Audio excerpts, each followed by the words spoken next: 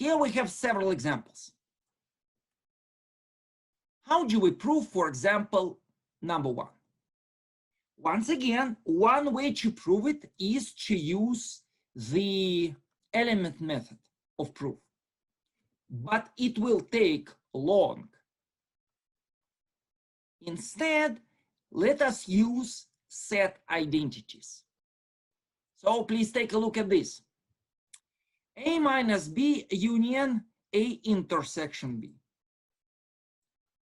By law number 12, we can rewrite the difference as the intersection. So by law number 12, A minus B is A intersection BC. Then we use law number 3, distributive law. But be careful, we use law number 3 reading from the right to the left. Observe that A is over here and A is over here. By 3b, we can factor it out. So we have A intersection B complement union B. Then, and again, be careful, it's a common mistake. Often students use complement law immediately. No, we can't. First, we have to use commutativity, because in complement laws, we don't start with A complement, we start with A. So first, we switch positions, and then by 5a, B union BC is the universal set. Lastly, by law 4b, A intersection U is A. And we are completely done. Any questions here? I was wondering, the first one is we have A minus B union A intersection B is equal to A. Where does the right? How we get this? It's law number 12. It's law number 12. A minus B is A intersection BC. Oh, that makes sense. Okay. A minus B is A intersection BC. Law number 12. Yes, thank you. Other questions? In step 3, why do we have to do B union BC? Why can't we just do? Yes. Very good question. Because law number 5 does not start from A complement. It starts from A. But it's the same thing, right? Well, it's same thing by law number 1, by commutativity. Oh, okay. Does this make sense? Yes. Other questions? We applied law 1 in the first step, like instead of going from 12 to 3, went from 12 and then applied 1 and then 3. Yes, absolutely. We can switch positions first. We can do A intersection B union A intersection BC. And then we factor out A. And then in parentheses here, we'll get B union BC. Absolutely. So this is not the only way to prove it. Okay, guys, next, how do we prove this? Now, once again, you can say, hey, wait a second, it's basically number 3. No, guys, it's not number 3. Because in number 3, distributive laws, we do not start with parentheses. We start with A. So step 1, apply commutativity. Put C first.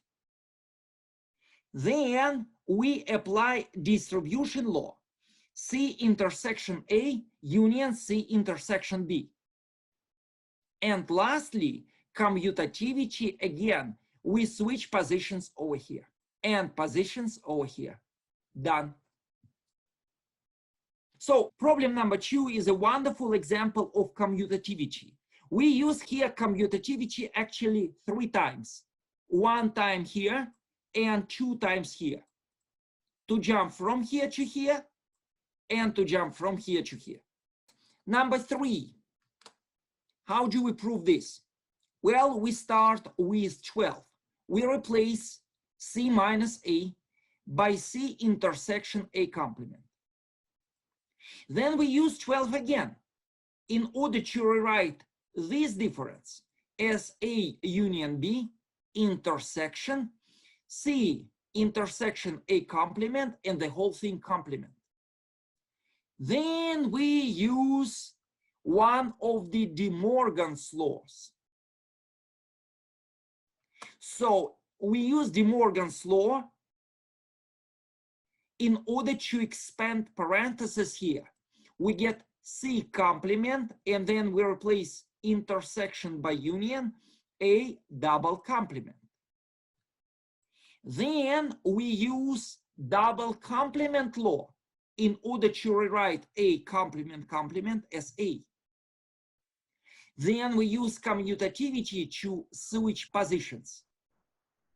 Lastly, we factor out A by distribution and replace this by B minus C by law 12. Number 4, nice example. So here we have A minus B minus C. If you try to expand parentheses, you will get a nonsense. We cannot just expand parentheses and get A minus 2B plus C. Set identities don't work this way. So instead, we use law number 12 in order to replace A minus B by intersection and B minus C by intersection. Then we use law number 12 again to replace this difference by intersection. And of course, here we put complement. Then be careful. For the first time, we use 2 associativity. By 2, we can rewrite what is written here as A intersection of what is left. And what is left will be BC intersection, B intersection complement of C, the whole thing complement. And then by 9, and remember 9 is De Morgan's law, we can put C around the whole thing. And of course, we replace intersection by union. And now, absorption law. If we have B union, and then in parentheses, B, again, intersection or whatever, the whole thing becomes just B. And of course, we add complement. And lastly, what is written here is A minus B. I'm confused about the third line to the fourth line, how the De Morgan's law worked. From here to here, yes. Yeah. So let us read De Morgan's law backwards. So we have set number 1, union, set number 2.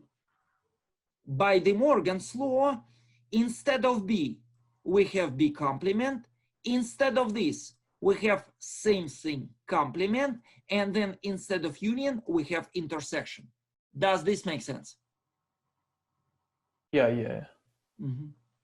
So, yeah. So if you were not to go backwards, instead go from the third line to the fourth line, are you just taking a complement, like a double complement and canceling it out or something? Well, look, we can use De Morgan's law reading from the left to the right or reading from the right to the left. So we are fine going from here to here. We just, what we do, we just use 9A reading from the right to the left. So you took the C out and flipped the, so you took both C's out, put it on the outside. We think about this as about A and we think about this as about B. Okay. Does this make sense? Okay. And then from the changing to A intersection B to the C. What rule was that? What rule was that? Say it again for how we go From line 4 to 5. Yeah. What rule is from that? here. Yes, this is absorption law. Okay. So if you think this is 10A, if you think about this as about A and C complement as about B, the whole thing becomes this.